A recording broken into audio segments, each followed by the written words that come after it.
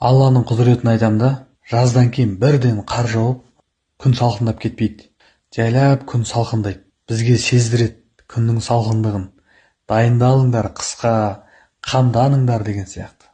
Қысқы отынын, көмірін, малына жем шөбін, жалпы қысқа дайындалады барлық адамдар.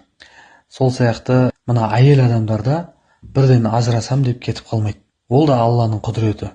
Бір айтады, екі айтады, мінез көрсетеді, жылап айтады, ренжіп айтады, ұрсып айтады. Неше түрлі ұрыс керістен кейін, болмағаннан кейін, ешқандай еркек адам әрекет жасамағаннан кейін заттарын жинайды да кетіп қалады, бала шағасын алып.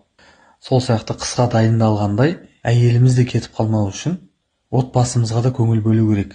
Әйеліңізбен жылы төсекте жату үшін, үйіңіздің ішін жылу қылатын сол әйел, бала шағаңыз, қыстың қамын жазда ойла дегендей, отбасыңда қамын ойлап тұру керек. 4-5 бала шағамен қайда барады, не істей алады, кете алмайды, кетсе айналып өзі келеді деген сияқты. Сондай қателік жасамаңыздар жігіттер. Көп нәрсе ер адамға байланысты.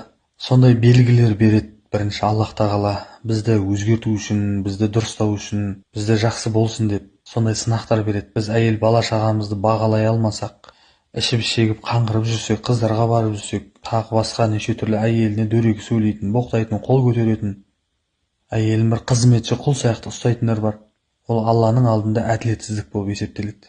Аманатқа қиянат болады ол. Сондай нәрсе жасамайық. Егер отбасылық мәселе болса, бір-бірлеріңізді түсінбей жүрсеңіздер, жеке консультация алыңыздар.